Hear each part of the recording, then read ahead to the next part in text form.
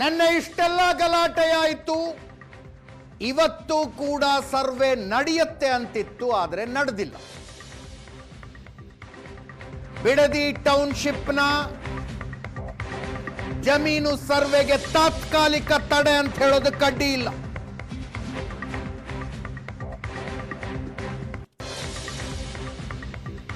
ಇವತ್ತು ಸರ್ವೆ ಮಾಡೋದಕ್ಕೆ ಬಂದ್ರೆ ಇವತ್ತು ಪ್ರತಿಭಟನೆ ನಡೆಸೋದಕ್ಕೆ ರೈತರ ತಯಾರಾಗಿ ಕುಳಿತಿದೆ.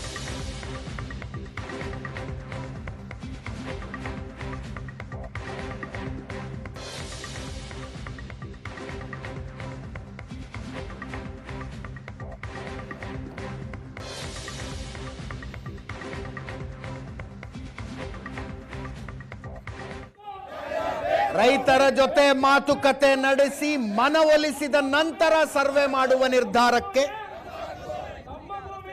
ಜಿಲ್ಲಾಡಳಿತ ಬಂಧನ ಕಾಣಿಸ್ತಾ ಇದೆ.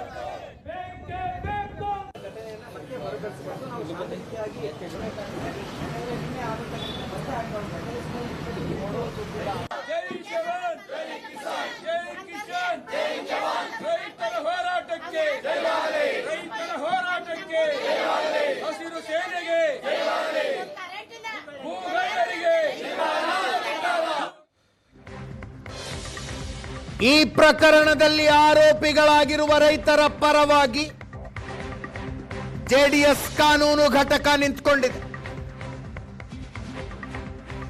ನ್ಯಾಯಾಲಯದಲ್ಲಿ ಕಾನೂನು ಘಟಕ, ಜೆಡಿಎಸ್ನ ಕಾನೂನು ಘಟಕನೇ ವಕಾಲತ್ ಹಾಕತ್ತಂತೆ.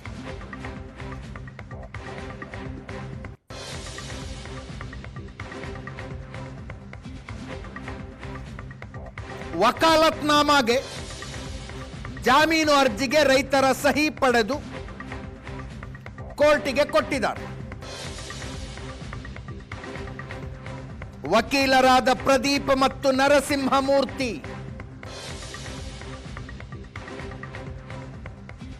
ಕೋರ್ಟಿಗೆ ಹಾಜರಾಗ್ತಾರಂತೆ ರೈತರ ಪರ. ಸ್ಥಳದಲ್ಲಿ ಇಲ್ಲದ ರೈತರ ವಿರುದ್ಧವೂ ಕಂಪ್ಲೇಂಟ್ ಮಾಡಿದ್ದಾರೆ, ಕೇಸ್ ಹಾಕಿದ್ದಾರೆ ಅಂತ ಆಕ್ರೋಶ ಇದೆ.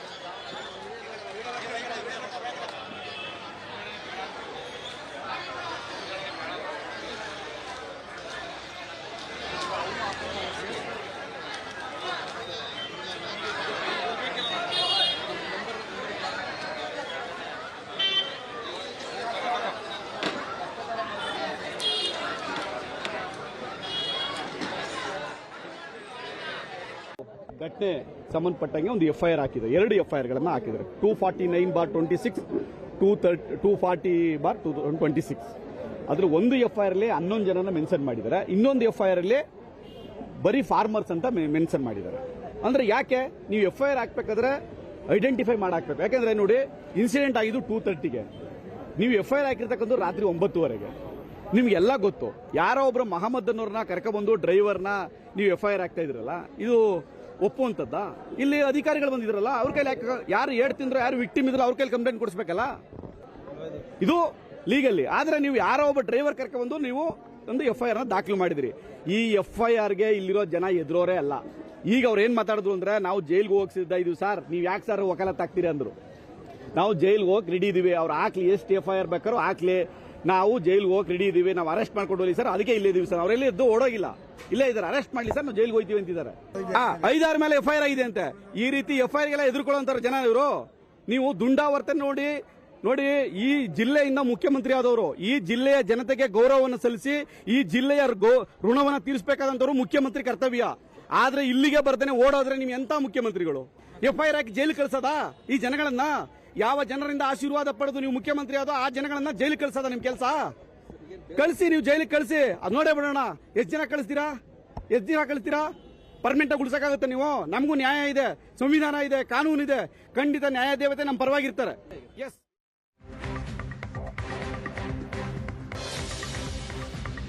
ನಿನ್ನೆ ನಡೆದಿರುವ ಘಟನೆ ಕುಮಾರಸ್ವಾಮಿ ಕೃಪಾಪೋಷಿತ ನಾಟಕ ಅಂದ್ರು ಮಾಗಡಿ ಶಾಸಕ ಬಾಲಕೃಷ್ಣ.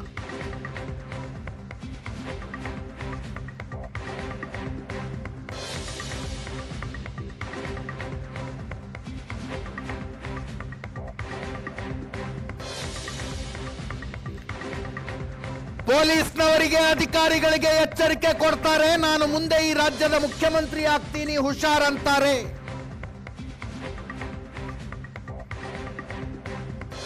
ಇದು ಬಾಲಿಶ ವರ್ತನೆಯಲ್ಲವಾ?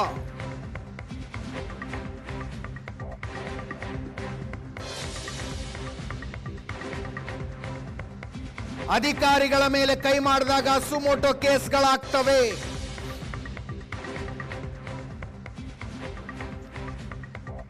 ಈಗ ಅವರು ವರ್ಷಾನುಗಟ್ಟಲೆ ಕೋರ್ಟ್ಗಲ್ಲಿದ್ದಾರೆ.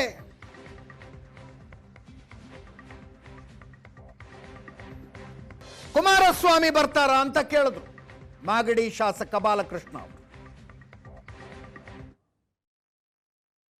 ಈ ಘಟನೆ ಆಗಿ 1 ಅವರ್ಗೆ ಒಬ್ಬ ರಾಷ್ಟ್ರೀಯ ನಾಯಕರು ಮೀಡಿಯಾ ಮುಂದೆ ಬರ್ತಾರೆ ಅಂದರೆ ಇದರ ಹಿನ್ನೆಲೆ ಏನು ಅಂತ ನೀವೇ ವಿಶ್ಲೇಷಣೆ ಮಾಡಬೇಕು. ಇದು ಜನತಾದಳದ ಕೃಪಾಪೋಷಿತ ನಾಟಕ ಮಂಡಳಿ, ಅಲ್ಲಿ ನೆನ್ನೆ ಗಲಾಟೆ ಮಾಡಿರ್ತಕ್ಕಂಥದ್ದು.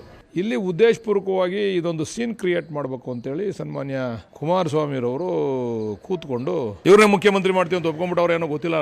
ಬಿಜೆಪಿ ಅಷ್ಟೊಂದು ವೀಕ್ ಆಗ್ಬಿಡೈತೆ ಈ ರಾಜ್ಯದಲ್ಲಿ. ನಾನು ವಿಜೃಂಭಣೆಯಿಂದ ಈ ರಾಜ್ಯದಲ್ಲಿ ಮುಂದಿನ ಮುಖ್ಯಮಂತ್ರಿಯಾಗಿ ಮೆರಿಬೇಕು, ಇದನ್ನ ಮಾಡ್ತಿರ್ತಕ್ಕಂಥದ್ದು. ಇದು ಯಾಕೆ ಈ ಮಾತು ಹೇಳ್ತೀನಿ ಅಂತಂದ್ರೆ, ಇದಾಗಿ 1.5 ಗಂಟೆ 2 ಗಂಟೆಗೆ ಆಗಲೇ ಮೀಡಿಯಾ ಮುಂದೆ ಬಂದ್ಬಿಡ್ತಾರೆ ಅವ್ರು. ಕುಮಾರಸ್ವಾಮಿ ಅವರು ಎಚ್ಚರಿಕೆ ಕೊಡ್ತಾರೆ, ಎಚ್ಚರಿಕೆ ಪೊಲೀಸ್ನವ್ರಿಗೂ ಎಚ್ಚರಿಕೆ ಕೊಡ್ತಾರೆ. ಇವೆಲ್ಲ ಬಿಡಬೇಕು. ಒಬ್ಬ ನುರಿತ ರಾಜಕಾರಣಿ ಇಂಥ ಚಿಲ್ಲರೆ ರಾಜಕಾರಣ ಮಾಡೋದನ್ನ ಬಿಡಬೇಕು ಅಂತೇಳಿ ಮನವಿ ಮಾಡ್ತೀನಿ ಕುಮಾರಸ್ವಾಮಿ ಅವರಲ್ಲಿ. ಈಗ ಹೊಡೆದಿದಾರಲ್ಲ ಅಮಾಯಕರು, ಅವ್ರ ಮೇಲೆ ನ್ಯಾಚುರಲಿ ಕೇಸ್ ಆಗ್ತದೆ. ಯಾರು ಇದಕ್ಕೆ ಹೊಣೆಗಾರರು? ಒಬ್ಬ ಅಧಿಕಾರಿಗಳು ಸ್ಥಳಕ್ಕೆ ಹೋದಾಗ ನೀವು ಪ್ರತಿಭಟನೆ ಮಾಡೋದು ಬೇರೆ ವಿಚಾರ, ಆದರೆ ನೀವು ಹೊಡಿತೀರಾ ಅಂತಂದ್ರೆ ಇದು ದೌರ್ಜನ್ಯ ಅಲ್ವಾ? ನೀವು ಏಕಾಏಕಿ ಕೈ ಮಾಡ್ತಾರೆ. ನೀವು ನಮ್ಮ ಜಾಗಕ್ಕೆ ಬರಬೇಡಿ ಅಂತ ನಿಮ್ಮ ಜಾಗದಲ್ಲಿ ನಿಂತ್ಕೊಂಡು ಪ್ರತಿಭಟನೆ ಮಾಡಿ. ಸರ್ಕಾರಿ ಕೆಲಸಕ್ಕೆ ಅಡ್ಡಿಪಡಿಸಿದ್ರು ಅಂತ ಹೇಳಿ ಕೇಸ್ ಆಗ್ತದೆ. ಇವರೆಲ್ಲ ಅಮಾಯಕರೆಲ್ಲ ಪಾಪ ಈಗ ಕೋರ್ಟ್ ಕಚೇರಿ ವರ್ಷಾನುಗಟ್ಟಲೆ ಅಲಿಬೇಕಾಗ್ತದೆ. ಇದಕ್ಕೆ ಕುಮಾರಸ್ವಾಮಿ ಅವ್ರ ಜವಾಬ್ದಾರಿ ಆಗ್ತಾರಾ? ಇದು ಒಪ್ಪಿಗೆ ಕೊಟ್ಟಿರ್ತಕ್ಕಂಥ ರೈತರ ಜಾಗಕ್ಕೆ ಹೋಗಿ JMC ಮಾಡ್ತಾ ಇರ್ತಕ್ಕಂಥದ್ದು. ಅವ್ರು ರೈತರುಗಳೇ ಹೇಳ್ತಾ ಇದ್ದಾರೆ ನಮಗೆ, ನಾವು ನಮ್ಮ ಜಮೀನಲ್ಲಿ ನಾವು ಮಾಡಿಸ್ಕೊಂತೀವಿ ಬನ್ನಿ ಅಂತ. ನಮಗೆ ಗೊತ್ತಿರಲ್ಲ ಇದು ಹಿಂಗೆ ಆಗ್ತದೆ ಅಂತ. ಇಲ್ಲ, ನಾವೇ ರೈತರನ್ನ ಕರ್ಕೊಂಡು ಮಾಡಿಸ್ತಿದ್ದ ನಾವು. ಅವ್ರ ಉದ್ದೇಶ ಏನಂದ್ರೆ ತಿಕ್ಕಾಟ ಆಗಬೇಕು, ಗಲಾಟೆ ಆಗಬೇಕು, ಸ್ಟೇಟ್ ನ್ಯೂಸ್ ಆಗಬೇಕು, ನ್ಯಾಷನಲ್ ನ್ಯೂಸ್ ಆಗಬೇಕು, DK ಶಿವಕುಮಾರ್ ಅವರು ಕೆಟ್ಟ ಹೆಸರು ಬರಬೇಕು. 100ಕ್ಕೆ 100 ಭಾಗ ಮುಂದುವರಿಸ್ತೀವಿ.